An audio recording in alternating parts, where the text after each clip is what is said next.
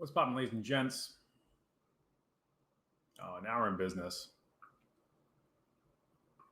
And check the audio.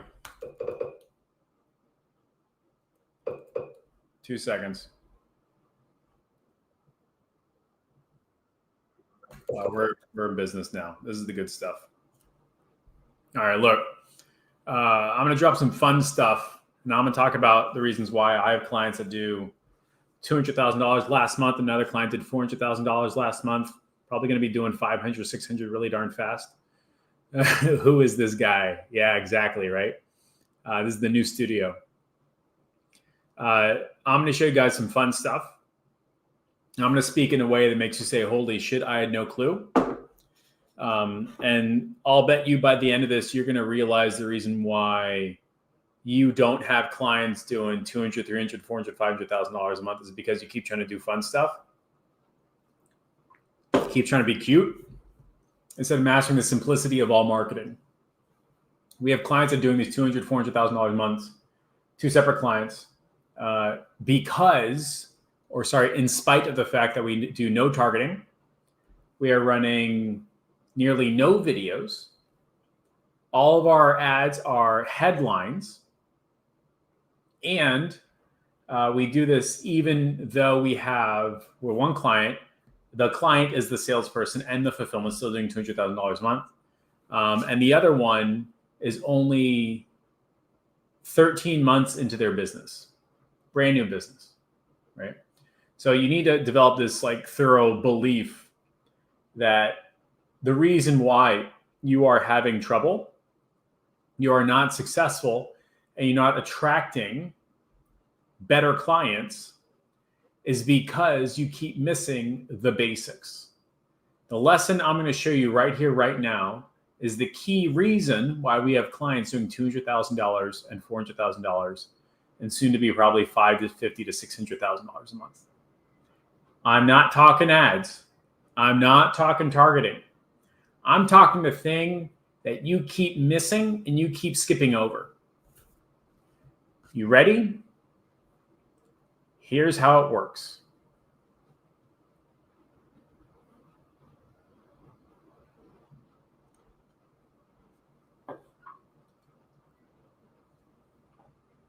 Like I said, I have clients that are doing $400,000 a month because I and the client have mastered a very simple image, a very simple idea, a very simple thought process, one that is not hard, not challenging, but you keep skipping because you would much rather have distractions in your business, ones that we refuse to have. Here's proof. 2019, we wrote a biz plan. Wednesday did 60 grand. $40,000 contracted. 30 to 40 applications a day. 1/3 are qualified by him, by his metric and measurement. $85,000. I have 2 clients doing these numbers because we mastered the the simplicity of marketing and is mastering this image right here because we have put a lot of effort into mastering an understanding of these stages. We can run ads that make people say, hot damn, I should be paying you money. You know me, you know what my problems are, you know what I want, everything under the sun. We have divided our markets into people who are most aware, people who are product aware, solution aware, problem aware, and people who are completely unaware. If you are advertising marketing poorly, you are misrepresenting the ad and the person it's supposed to go to and their stage of awareness of your product and service. This is key. It's strategic. It's purposeful. It's required. This is why I do not do fun, creative, eye-catching ads. Instead, I only do ads that appeal to the awareness stage in the most simplest of sentences to get somebody who says, that's me. I should pay you money. Most of y'all, in fact, if you're doing less than my clients, you have challenges about the awareness stages. I'll give you examples.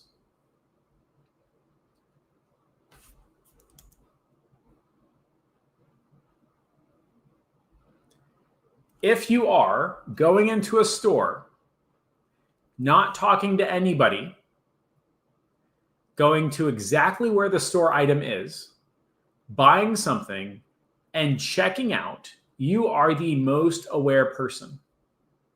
These people are very interested in not talking to anybody and just going in and buying.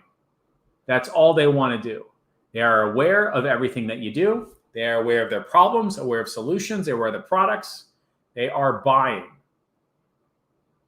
That is wildly different from somebody who has no damn clue.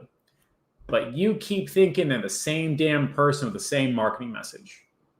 When I go to Publix, I'm buying 3 things, nothing else. I'm checking out. I don't have to talk to anybody. That's how I operate at Publix. But if I were going to Home Depot, I would walk in and say, I'm looking for this very specific thing. I don't know where it is. I don't know if it's the right thing. I just know I need to buy this product. So I will do one of 2 things. Look it up on the web app or talk to a person. And when I'm talking to this person, I'm not open to the conversation of, hey, what are you working on? I'm only open to the conversation of, it's in aisle D2, I will walk you there. I am very much aware of the product that I'm looking to buy. I just need help getting there. Most marketing messages only appeal to most aware and product aware. And guess what? They are appealing to the smallest of the markets. You need to appeal to the largest of the markets. Going on with this Home Depot example, if I'm sitting in my house and going, I totally forgot to go ahead and deal with this pest control problem in my backyard, I'm going to go to Home Depot and I'm going to ask somebody. I'm going to ask them what products they recommend. I'm going to ask them what solutions they recommend. I will say things like, I've been thinking about doing blank. This is my current challenge. I was thinking about buying X. What do you think?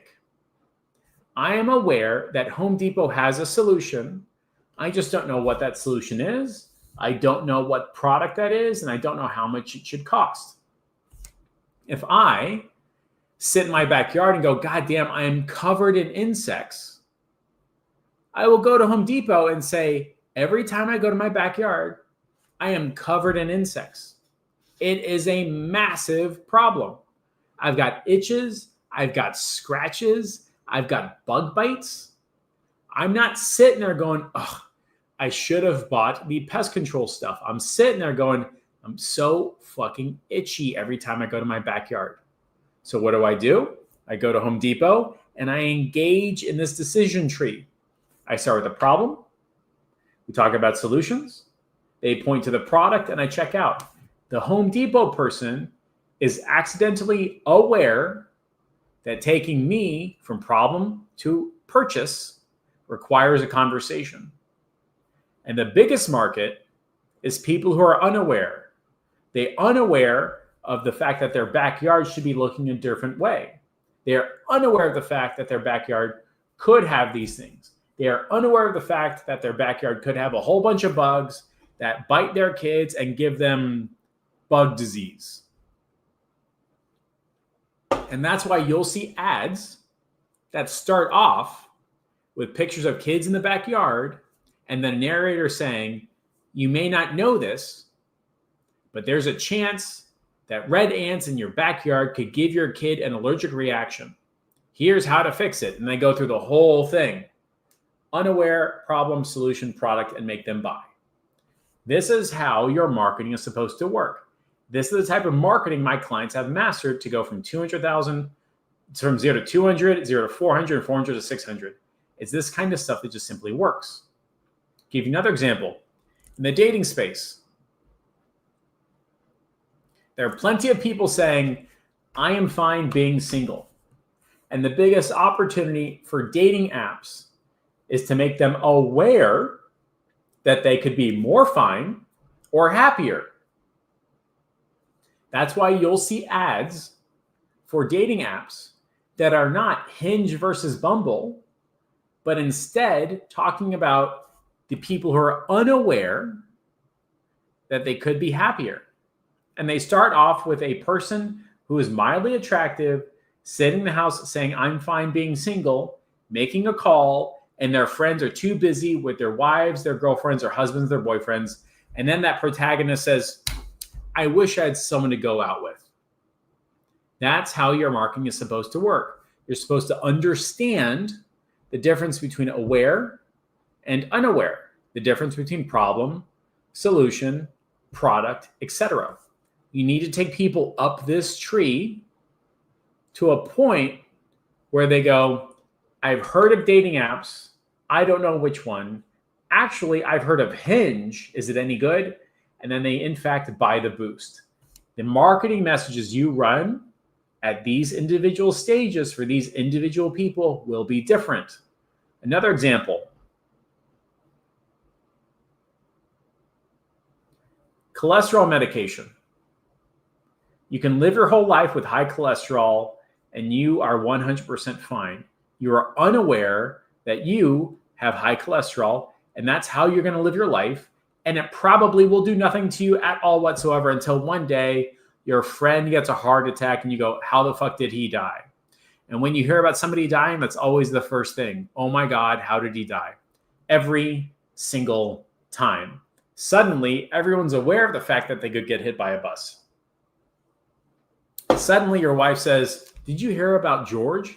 Blah, blah, blah, died and his wife had nothing. Jeff, you need to get life insurance. These are real life conversations started off by the fact that people were first unaware and then something happened to make them aware. This is your marketing message. And then pretty quickly, people have a conversation and say, holy shit, I need to get checked. Does anybody know of a good doctor? And then you can have a conversation about the test that needs to be run. And most people have zero clue about the test that needs to be run. If I was in the cholesterol business space, I would realize that there is an opportunity for a branded cholesterol test that you can ask for at your doctor's office and say, I want this test. And when you look at the people in the health space that are optimizing and becoming these biohackers, they talk about the tests that the doctors should run because they are aware of the solution. They don't know of the problem. They don't know of the stats, but they know if they take a test, they can figure it out. That's why you will see all these testosterone-based ads talking about, do you have low testosterone? They can fix that. They are talking about the solution and the problem. That's how that works. If we're talking product aware, all of a sudden these branded names matter. Like Lipitor. My cholesterol is high, but I have heard of Lipitor before. You are talking with your provider, the doctor, the dentist, you're at Google, you're typing in branded names and specific products because you've heard about that from an ad that had a marketing message. And then the most aware is the people that go to the doctor and say, hey, I insist on getting Lipitor. Pharmaceutical companies will spend a boatload of money running commercials that take people through the entirety of the awareness stage. They are not running ads that say Lipitor 50% off. They are not running ads that say Viagra 50% off. They don't care that you're buying and you already know you are the smallest market. They don't got to worry about you. And when you run ads specifically to the most aware, your campaign will sputter, have swings, not be normal, and you'll say, my campaigns only work for 2 or 3 or 4 weeks instead of 2 or 3 or 4 years. This is why you don't understand the simplicity of the unaware, problem aware, solution aware, product aware, and most aware. You're not adjusting your marketing messages to your avatar and your messaging and your communications and your ads. You're just copying whatever the fuck you saw on the internet. instead of addressing the largest market they could possibly sell. Once you've done that, you can talk about problems, talk about solutions, you talk about products. Once you've mastered these steps, clients will come to you saying, I want to buy your stuff. We have run a sequencing of messages just like this in this order and taken clients from, I have no idea, and I had no clue that you existed, all the way spending $17,000 for a 3-month tax planning session. We did not talk to people who already had a CPA or a tax prep person.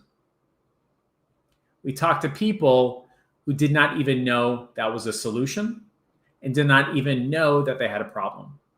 That is the biggest possible market. That is what is making our clients go from 0 to 200, 0 to 400, and 400 to 500, and possibly even $600,000 a month. This deep understanding. That is the end of today's lesson. If you have any questions, comments, concerns, thoughts, or ideas, the floor is now open. I'll go to the Zoom chat and then we'll see what happens. Matt says, do you know Alan? I do. Kurt says, what niche are they in? I'm not sharing. Somebody says, what's good, big dog? How you doing? SJ only win. Simone says, how much do I need to spend to start with ads, solo freelance, doing email marketing? A lot, a little, as much as you possibly can do. It's highly likely that your best, let's do this. It's highly likely that your best opportunity is building out case studies and proof. And you could do that by analyzing what other people are doing for their emails, creating a list of IG Reels where you have a deep dive and understanding, developing a series of sequences or marketing messages that line up with what we just talked about, and ultimately taking a stranger to saying, damn, I need to be doing some email marketing. The purpose of the structure of my answer is to avoid me saying $30. Because if you hear $30, Simone, you're going to spend $30 and it won't match up with somebody's awareness, unawareness, product, solution, etc. So my suggestion to you is you create content and videos and ads based upon an avatar's awareness stage, set that up, and then spend $30 with an offer. What's going on, Tucker? What's going on, Matthew? What's going on, Sava says, where is everybody? They're on the way. Sava says it's 2:23 a.m. my time zone. And can't leave because it's value. I appreciate the love through the internet. And Busan says it's 4:54 a.m. and I need to sleep, but I can't miss it. Appreciate it. Ashton Hunter says, what are your thoughts on starting local ads rather than national? If you start with local advertising, you're going to take and we're going to stick with the example, you will only be addressing a very, very, very, very, very small market with a very, very, very small stage. And you will accidentally be only targeting the people that know they need to be buying chiropractor services for $17, $47, $97. That crazy discounted offer, whatever we're calling it. You're only talking to the smallest market. And on a local stage, that small market for a business that exists within what? A 30-minute drive, maybe 15, is what? 200 people? 300 people? You need to expand the awareness stages. You need to talk to people who are completely unaware of the fact that a chiropractor can fix blank, blank, and blank. You need to be expanding the marketing message so that you're talking to people who have a problem with X, Y, Z, but didn't even know that it could be solved. Solution the same, product the same, and et cetera, et cetera. The challenge with local is that universe is so very small that the traction of your ads is to a very small number of people. So if I ran an ad for a national chiropractor chain that said, get a $19 adjustment, my most aware would still be like 5 million people. And my unaware would be 300 million people. If I ran the same ad with a chiropractor down the street, it would be 100, 200 people at the most. That's the challenge with local. It's difficult. There's not much you can do. And that's why I'm not a fan of running local anymore. Busan says, and I'm mispronouncing your name, I know that, but what am I going to do, right? _dot says, this may be a dumb question, but does this mean we only run ads for unaware and it will convert all audience buckets, or is there has to be some type of retargeting? That's a very good question. You should be running different ads at different stages of your campaign. And when you talk with a client and you're trying to talk about the next 2, 3, 4 weeks, you're only talking to that. You only have an opportunity to talk to that very small, most aware. If you're talking to a client about 12, 18, 36-month campaign, you can spend the first 3 months running ads, marketing messages, content, YouTube, emails, text messages that appeal to people who are entirely unaware. And then you can spend the next 3 months talking to people who are only aware of their problem. And the next 3 months only running ads and only running marketing messages and communications and emails and text messages where you're only talking to people who are aware of the solution. And you present all of them in a sequence. If you have a tight time frame, you can see why it would be difficult to run an ad for one day that is for the unaware, one ad for the next day that is problem aware, one ad for the next day that is solution aware, one ad for the next day that is the most aware. So I want to answer your question in a way that is actually like applicable, right? It does not mean you run only unaware. It means your marketing message evolves over time and you take your followers, your audience, your market, your community through that journey. And as people progress, they'll end up making a boatload of money. Salon, give him the compliment. Much appreciated. Thank you very much. Says crazy value. Sivan says, I don't have a strong portfolio of national ads. That's the cool part. Everyone has access to a portfolio of national ads. You can find them, you can create them, you can collect them. Every single national ad that has ever been run exists somewhere for an industry like yours, for a client like yours, or can be adapted for a client like yours. The lack of a strong portfolio, what you mean to say is a long history of client results. What you actually need to say is, I don't yet have a very strong collection and understanding of what works at a national level for aware, unaware, problem, solution, etc. So what you can do is start to develop that understanding. You can start collecting chiropractor ads, insurance ads, plumbing ads, whatever you want to call them, create a Canva board and place them according to their awareness stage. Within 10, 15, 20 rotations, you have a swipe file of ads that have worked, that have ad spend, that are backed by huge companies, and have a very high likelihood of communicating a marketing message to you, to your client, and their market in a way that makes a lot of damn sense. So you're saying you don't have a strong portfolio. I'm saying you just haven't built one yet. Ashton Hunter says, I have a B2B offer for gyms and PT studios.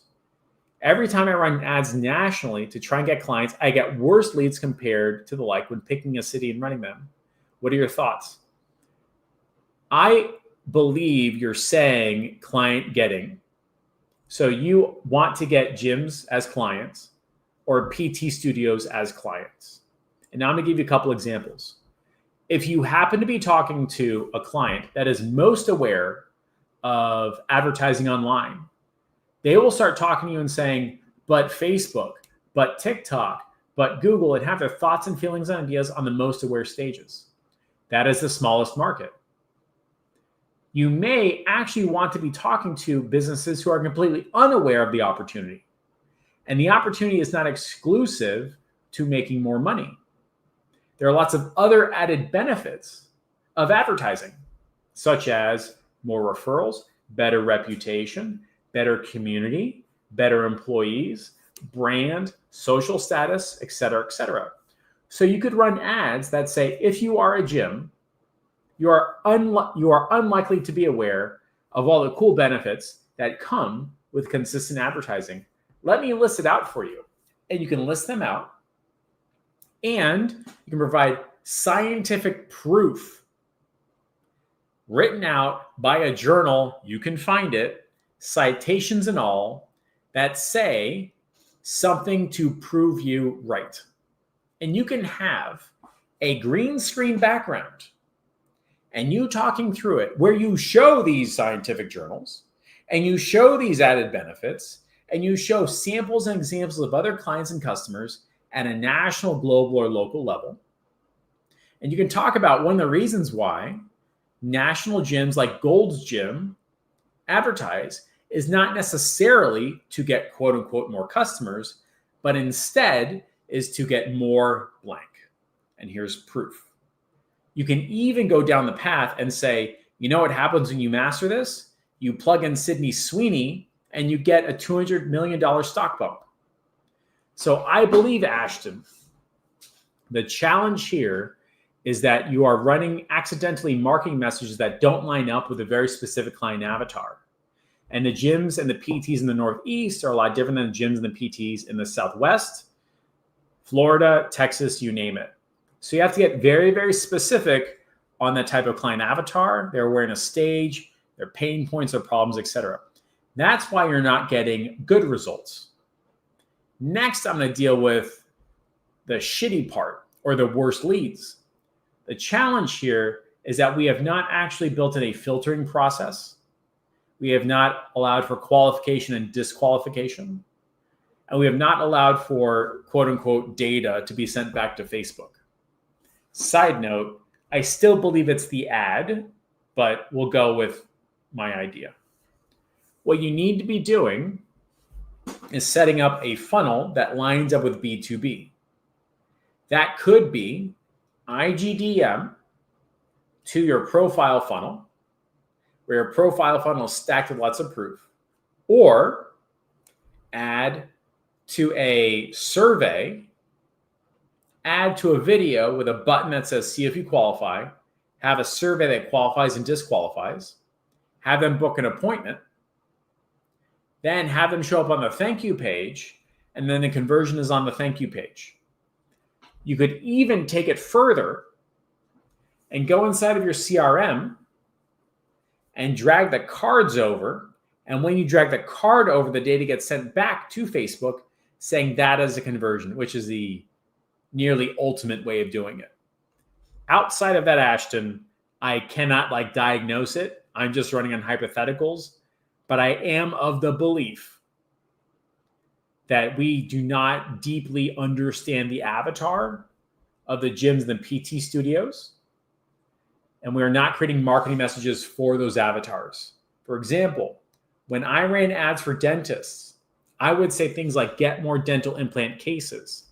I was getting the worst leads with the worst quality of the worst businesses of the worst dentists that had no fucking money. When I ran ads that say keep your dentist busy and give them lots of earning opportunities, I was very quickly talking to multi-location businesses that had 5, 10, or even 15 locations that routinely spend $1 million a year on marketing because the CEO only cares about one thing, which is keeping that schedule stacked. That's it. Nothing else. They don't care about show rates because they'll double book. They don't care about closing rates because that's the job of the salesperson dentist. They only care about keeping that schedule packed. Same avatar, different awareness, different marketing message. I hope that provides some clarity. Bouchon says, why not simultaneously for different audience buckets? That is correct. You can run that stages like I referred to all at the same time. Nothing wrong with that at all whatsoever, but it's a little bit challenging for me to communicate those technicalities over Facebook Live. So that's why I said it the way I was saying it. But if you know how to do that, man, ain't nothing wrong with that at all. Eugen with the compliment says, what's good, boss? I've been running ads on Instagram for my client, but I haven't gotten any engagement. How much should I keep spending daily and how long should I keep the ad running? Eugen, it's highly unlikely that you've created an ad that is accomplishing the result you're looking for based upon what you're saying. It's highly likely that you need to make a new ad. My keep and kill KPIs are $100. I spend $100 on anything. If it's providing some level of like, this could be working, I keep it. By $100, if I get no level of anything close to this might be working, I kill it. But I get a feeling that you spent more than $100. You haven't gotten engagement, which I think you mean actually a close or a sale. And you're saying, how long should I keep spending? I could say you should be spending up to 10 to 15% of the sale, but the topic of today is awareness stages and making sure your marketing message lines up with that. So I'm going to stick with that idea and say it's likely, Eugen, that we have not gotten specific enough on the avatar, what they're looking for, their awareness stage, and the marketing message.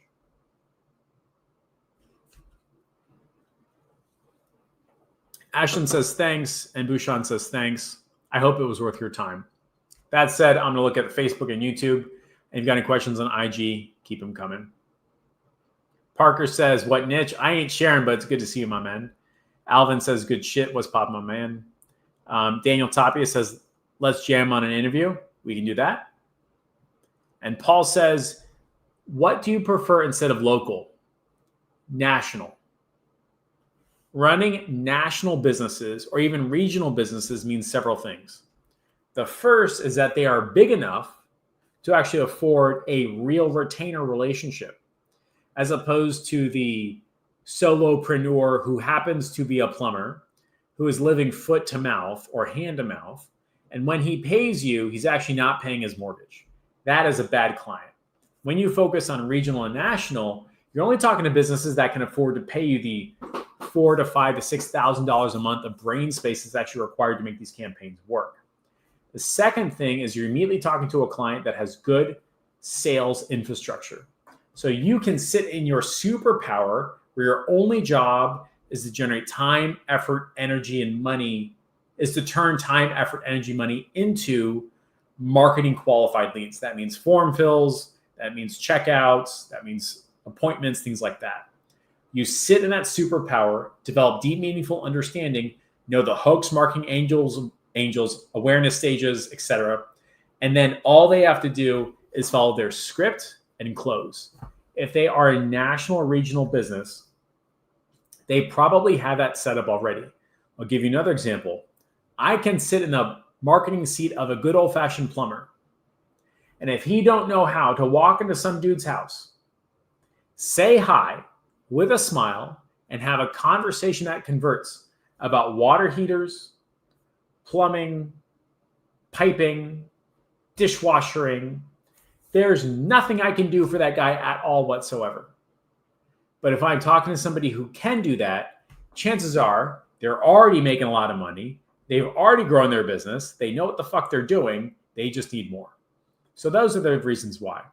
There are other advantages as well, such as they probably have more research. They probably know their clients better. They probably have a competitive advantage. They have all this other stuff.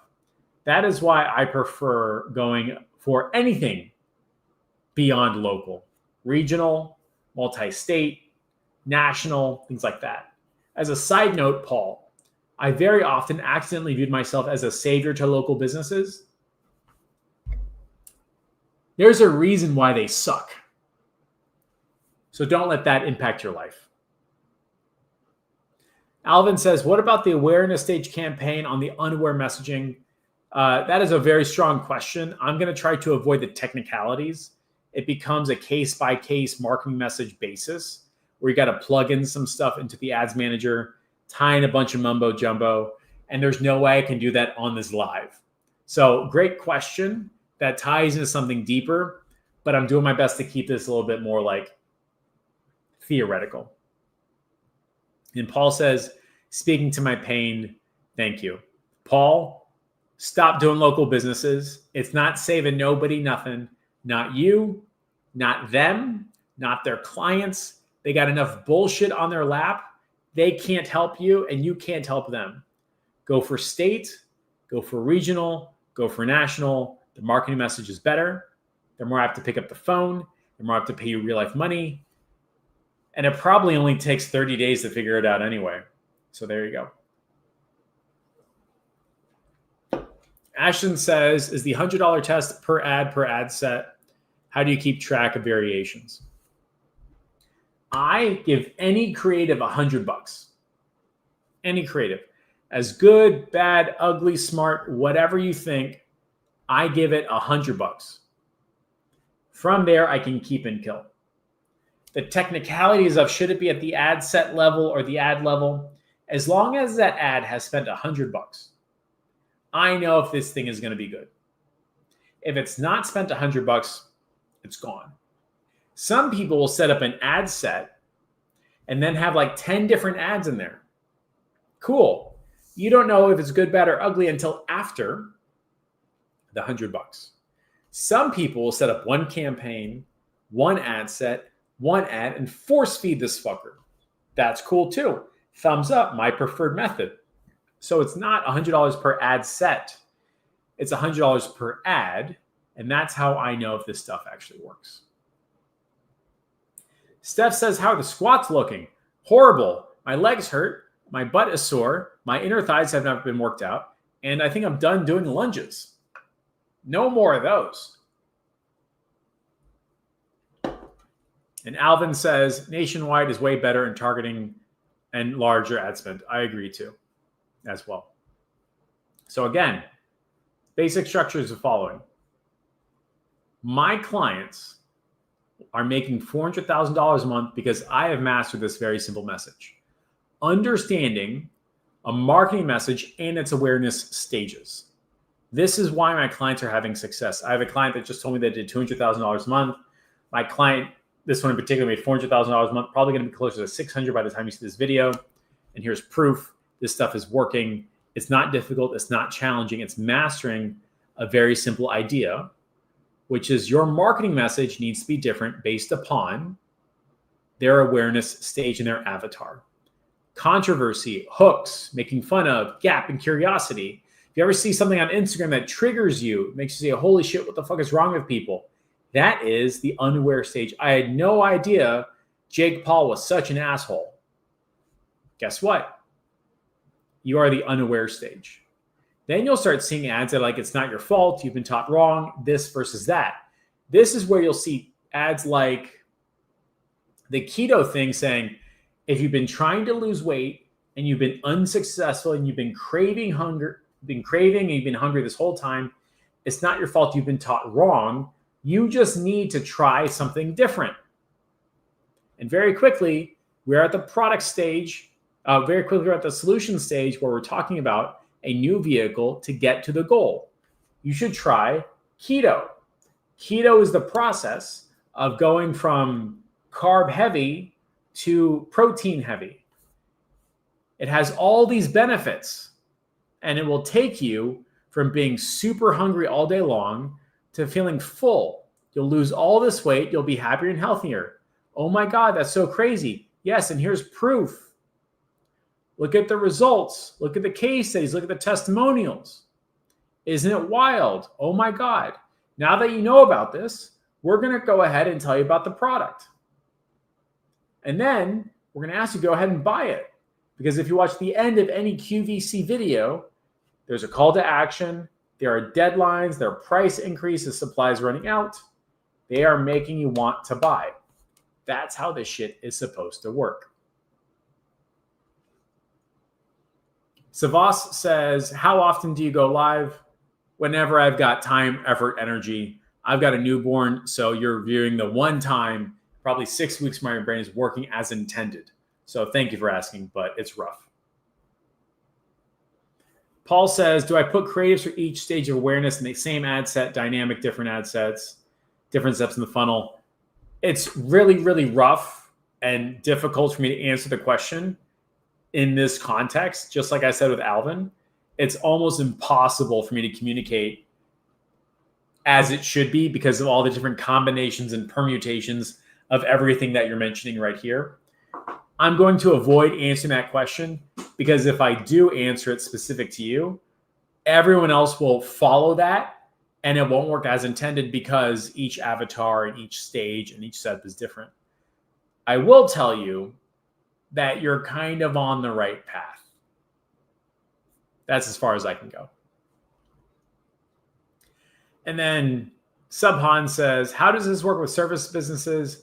I'm just confused. It's easier than you think. I talked about plumbing earlier in the show. Just kind of review the stuff, and I gave you some examples. You can use that for service-based businesses pretty easily. I think that is all the questions. I think that's everything. Let me check. Yep, Instagram is good. Facebook is there. YouTube is there. And then thrown in the compliments, right? So if you have any questions, there you go, right? So if you have any questions, comments, concerns, thoughts, or ideas, ask them now.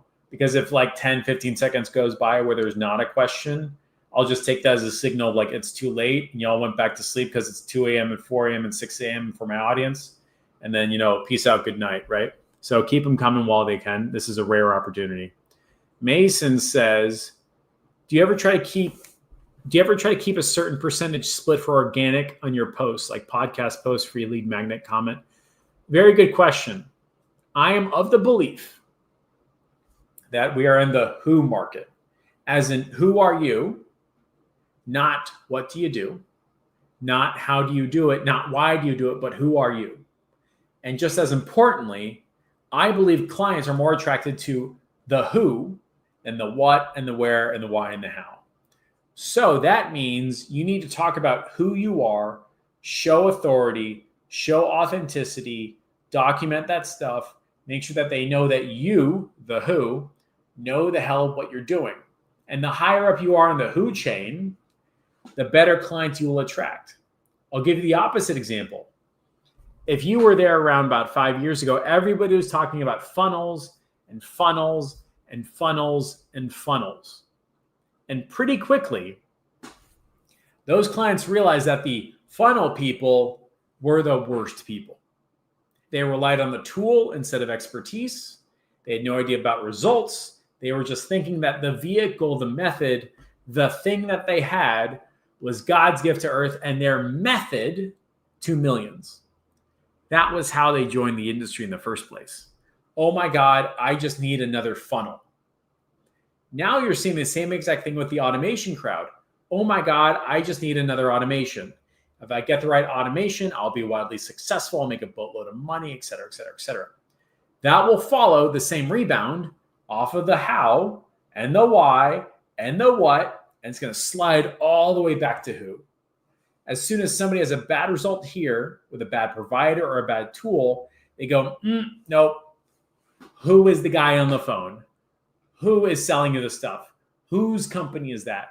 And that's why you've seen a lot of people first build personal brands and then figure out the skills, and then personal brands and figure out the skills. And each time that swings, it swings better, faster, and stronger to a point where they can be in the personal brand space for a very, very, very long time.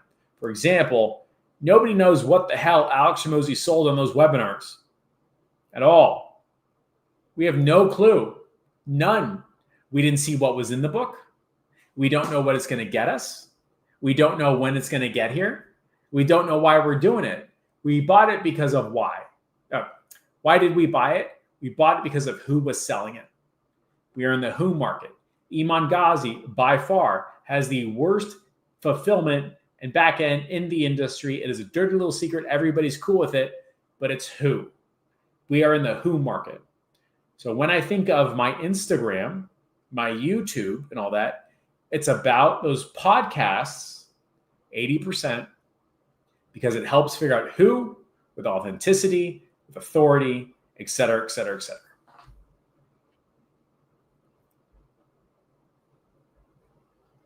Ashton says, how do Grand Slam offers play into this, like low risk to client risk reversal guarantees? So I have two thoughts on this. The first is that this is exactly the same thing as the funnels thing that I mentioned earlier. Everyone believes that they just need a Grand Slam offer and that will be their method to millions. That is incorrect. It is not true, but it was just something that like hit, that we all grabbed onto. I did the same with funnels, or if I just had a good ad. And to this day, I still believe that if I just had this perfect ad, everything would be cool. So I've got a swipe of like 10,000 ads. Okay. It's not bad to have this. It's just a description, right? So Grand Slam offer is another how. So you're saying, how did Grand Slam offers play into this mix? It doesn't. The how is the tool. Just like the best plastic surgeons are not known for their method or their scalpel or where they do surgery, they're well known because of who they are and who they hang out with and which conferences they present at with and who they did surgery with. It's the who market, right? So Ashton, instead of going ahead and defaulting to saying, oh, Grand Slam offers, right? It should be the Grand Slam who. You figure that out and all that shit is going to work. There are components to a Grand Slam who, which is an idea I just realized right now, which sounds like great, like top tier sentence, right? But there are components to this. And to deeply answer your question on how does Grand Slam offers play into this mix, it doesn't. I don't think that we are in the Grand Slam offer space anymore. I think the Grand Slam offer space has a negative association. And I gave a speech about this 3 years ago. When I am on the receiving end of a risk reversal or guarantee, I go, oh, I guess it doesn't work. Not because it works or it doesn't, but because all the other bad people who have bad offers and don't actually do stuff are using that to just get clients. So those are my thoughts on that kind of idea. Savas says, do you recommend I stick with one niche or focus or have some flexibility? My thought process is that you don't actually need to focus on a niche. That is a trap. What you need to focus on is the type of client or the who. So if you say I work with every small business that I can find, it's going to be difficult on fulfillment. It's going to be difficult on expertise. It's going to be difficult on getting high dollars. But if you say I only work with blank companies, like multi-location, regional, or national, the difficulty will not be in $1,000 contracts or $2,000 contracts, but the difficulty will be $5,000, $10,000, $15,000, and $30,000 contracts. And I know plenty of people that have 3, 4, or 5 different avatars, making $200,000 to $300,000, $400,000 a month. One of them are my clients that have 3 or 4 or 5 different avatars. That's no big deal. They are not successful because of or despite of, but because most businesses have 3, 4, or 5 avatars. They just do. And what you need to do is you need to figure out that avatar, create a document that answers their questions, solves their problem, get the stuff done, and your fulfillment will become 45 minutes. Then the next avatar, document, SOP it, record it, fulfillment is 45 minutes. If you don't have those clients, you can start creating content about those clients and saying, if you were my client, here's what we would do. So to answer your question in its entirety, I believe that this is a difficult and false answer. Do I stick with one or have some flexibility? I think the default should be have some flexibility, have 3 or 4 or 5 different avatars, flesh it out, build it out, and you'll be off to the races very quickly. Yugen says, what was the turning point in your marketing? The first turning point in my marketing was me buying a program, because that made me say, oh shit, this stuff actually works. The second turning point in my marketing career, I guess you could say with this stage in this phase, is that when I took on a client who was my best friend, who saw that I posted stuff and says, yes, I want this. We ran a test campaign and people started texting and messaging and coming in. And that was really my turning point, realizing that this shit could work, not just for myself, but for other people. It's been on the way up and up ever since. Little Walken says, I'm late. What are we talking about? Marketing. That's it. Just trying to be funny, but it didn't come out. Okay, so Gabriel is very astute. Gabriel says, what ad strategy are you using with the Andromeda update? Gabriel, A+ question, you didn't even know. Everything I just referred to is about the Andromeda update. So there you go. Someone says, avatar, in what way do you mean an AI agent? No, I mean client avatar as in the person who should be buying your stuff. Demographics, psychographics, beliefs, pain points, goals, objectives, the components of their business, their margins.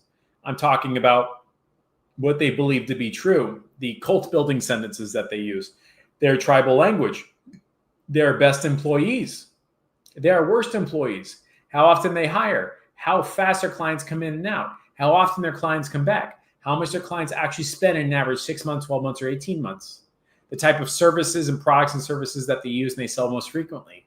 I'm talking about the type of scripts that they use on the phone. I'm talking about their beliefs, their desires. I'm talking about what stands out to them, what they like, they dislike in their marketing. That kind of stuff. That's what I mean by avatar.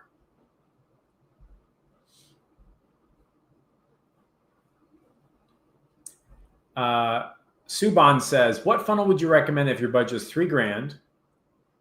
Until now, we've got $3,500 in sales, $1,900 spent.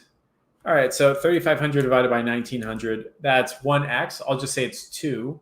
I'm assuming you're running like an e-commerce kind of thing, and you've got like a 30% margin. So you're technically losing money. You need a 3x minimum for shit to be working, probably 6 to 7x to make it make sense to keep going on. If you're in the local business or the high ticket sales or the face-to-face business, maybe there's an opportunity for a better sales process, but I'll pretend you're an e-com, right? The raw suggestions, 35,000. Okay, got it. All right, so let's take a look. 35,000 divided by 1,900. So at 18x, you're well above the green, my man. Ain't nothing wrong with it at all, right? High ticket face-to-face. Okay, cool, right? So it sounds like this is just working as intended. You just spent 1,900. You made 3,500, so 18x, right? If a client was coming to me, and I believe this is what you're asking, if this was my scenario, client coming to me, what would I do? What would I say? How would I think, right? I would start to expand my awareness stage. The reason why I say that, it's highly likely that you've only targeted people who are most aware or about to buy or people who are very close. Those individuals will need a very different message than the people who are problem aware, solution aware, unaware. So I would stand there and say, I am of the belief, then we need to take a chunk of money and use that to expand our awareness stage. Ads, marketing messages, emails, text messages, communications, you name it. And I'm taking a CMO approach, not a ROI, direct marketer kind of approach. I'm talking in terms of 3 to 5 years, not 30, 60 days. You know what I mean? So I would start to think about expanding that awareness stage and moving the marketing messages and realizing that we probably only hit these people, but now we need to hit these people and then hit these people and these people and these people and make marketing assets around those stages. So there you go. And by the way, great campaign. 18x is fucking top tier, man. He says, I got these clients from fear-based marketing. Love it. Thank you. Cool, dude. Yeah. Top tier. Well done. All right. No more new questions. I'll give you all 30 seconds to ask your question, or I'm going to take that as a good night, goodbye kind of thing. Because Alien Earth needs a viewing. All right. Let's see. Okay, so there's like a 30-second delay. All right, I'm going to wait another 30 seconds. I just realized I saw the banner go back and forth. So yeah, ask your questions now or forever hold your peace. And we'll take it from there.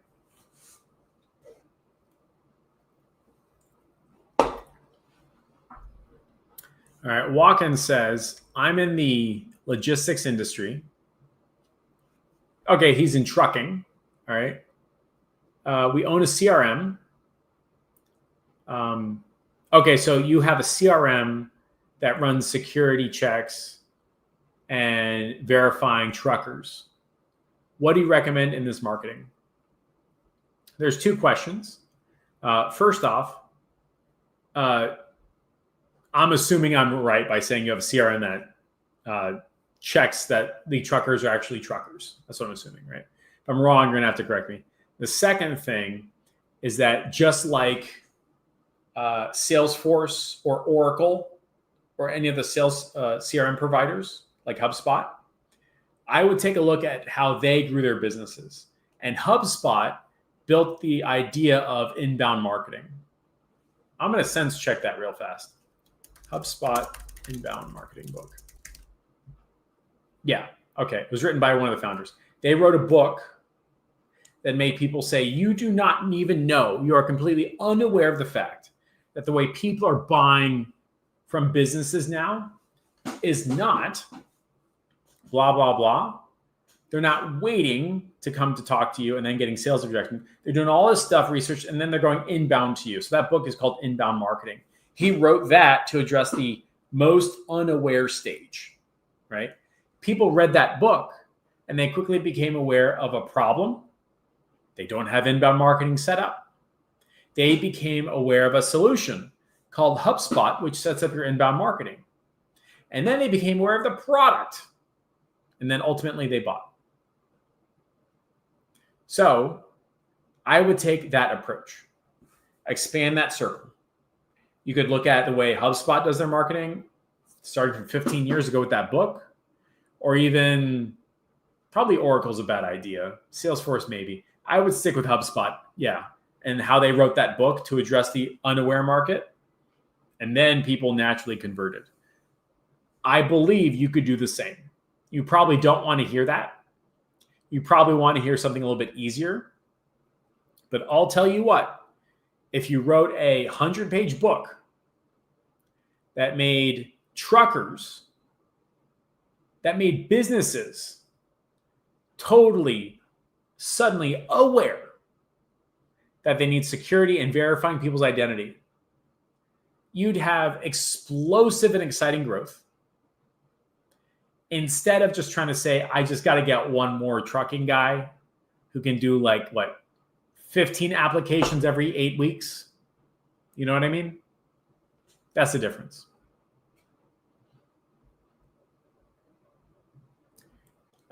Michael Stevens says, what's the best way to start out with minimal capital? This is a very challenging scenario. By using the word minimal capital, and I don't mean to pick on you, I'm just saying in general, you're already introducing a very strong constraint. And I will tell you that the best way to start is by getting a client. It's a very different line of thinking, right? The best way to start is by getting a client.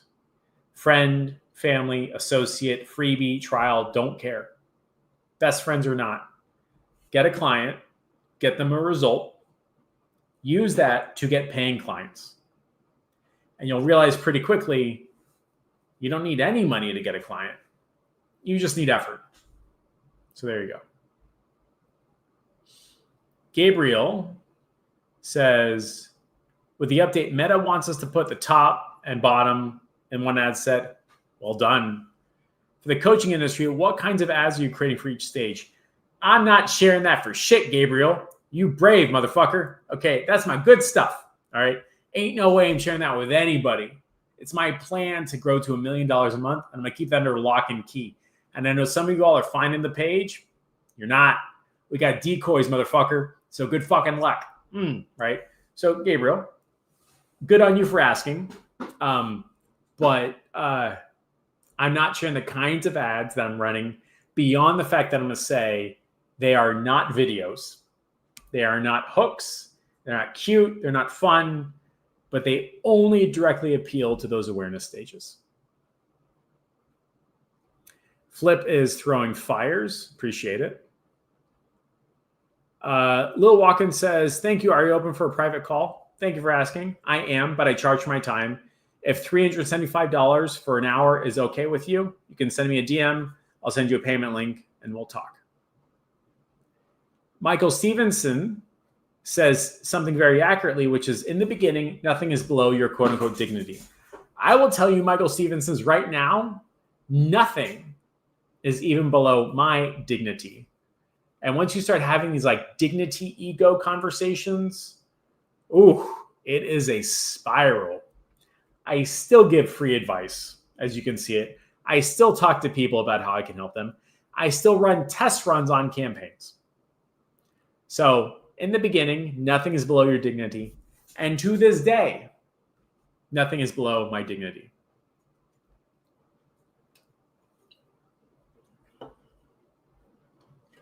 Savas says, I'm saving Gotham. I'm also wearing black. I appreciate the love, my man. Yeah. I think, yeah, it would be Batman. Yeah. I think you're right. All right. Let's take a look. I'll give you all 30 seconds for another Q&A. Q&A. Question or answer, and then we'll see. Starting now.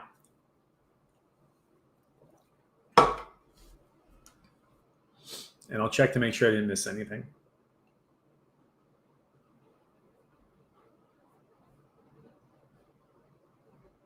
I think that's everything. For JWP and Hinsdale and Vinay and Nacho and PK, they're getting the tail end. You guys are going to have to watch the beginning.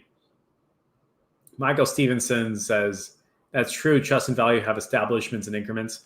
That's a very accurate sentence. Wise beyond what I believe your icon shares. Trust and value is established in increments. That goes on a t-shirt. It's very good. 10 more seconds, guys.